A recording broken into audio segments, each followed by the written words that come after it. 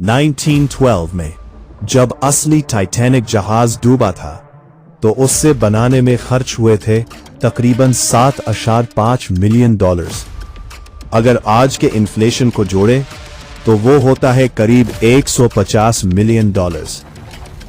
लेकिन क्या आपको पता है 1977 में जब डायरेक्टर जेम्स कैमरन ने इसी हादसे पर फिल्म बनाई तो उस फिल्म का बजट था $200 मिलियन। जी हां, टाइटैनिक फिल्म को बनाने का खर्च उस असली टाइटैनिक जहाज को खड़ा करने से भी कहीं ज्यादा था। एक ऐसा बजट जिसने हॉलीवुड के बड़े बड़े स्टूडियोज की रातों की नींद उड़ा दी थी। मीडिया कह रही थी कि यह फिल्म रिलीज होने से पहले ही डूब जाएगी, लेकिन इस डूबे हुए जहाज को सिनेमा के इतिहास की सबसे कामयाब फिल्म बनाने के पीछे एक इनसेन बजट और एक ऐसी क्रू की कहानी है जिन्होंने शूटिंग के वक्त नरक देखा था। आज हम खोलेंगे टाइटैनिक के प्रोडक्शन का वो पन्ना जहां सिर्फ पानी नहीं, क्रू का खून, पसीना और हॉलीवुड का सबसे बड़ा जुआ शामिल था। कहानी शुरू होती है तब जब जेम्स कैमरन ने 20th सेंचुरी फॉक्स स्टूडियो को अप्रोच किया।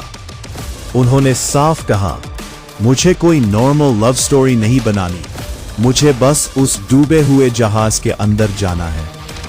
स्टूडियो ने सोचा कि चलो एक रोमांटिक डिजास्टर मूवी बनाते हैं। $100 मिलियन का बजट सेट हुआ, जो उस जमाने में भी बहुत बड़ा था। लेकिन कैमरन कोई आम डायरेक्टर नहीं है। He is a perfectionist to the core.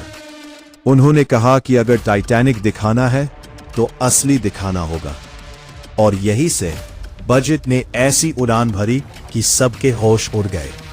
Point number 1, film की स्क्रिप्ट लिखने से पहले कैमरन ने खुद असली टाइटैनिक के मालवे तक 12 बार डीप सी डाइविंग की।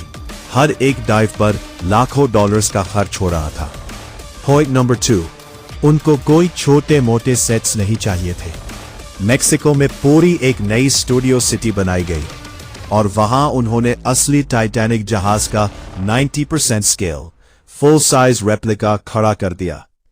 पॉइंट नंबर 3, उस फेक जहाज को डुबाने के लिए समुंदर के किनारे 17 मिलियन गैलन्स का एक बहुत बड़ा पानी का टैंक बनाया गया ताकि बैकग्राउंड में असली समुंदर दिखे। खर्च इतना बढ़ गया कि फॉक्स स्टूडियो के पास पैसे खत्म होने लगे।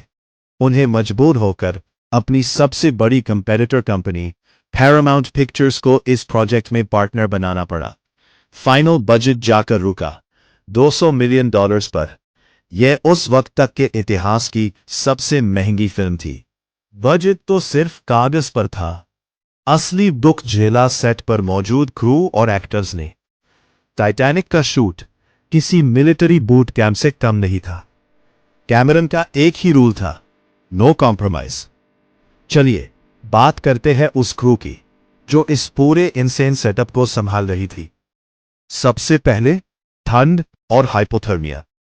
फिल्मिंग रात के वक्त होती थी और मेक्सिको का वो पानी इतना ठंडा था कि एक्टर्स और स्टंट क्रू का कांपना एक्टिंग नहीं, असलियत थी। केट विंसलेट ने तो वेट सूट पहनने से मना कर दिया था, जिसकी वजह से उन्हें हाइपोथर्मिया हो गया। कई क्रू मेंबर्स को किडनी इंफेक्शंस तक हो गए क्योंकि उन्हें घंटों तक उस ठंडे पानी में खड़ा रहना पड़ता था।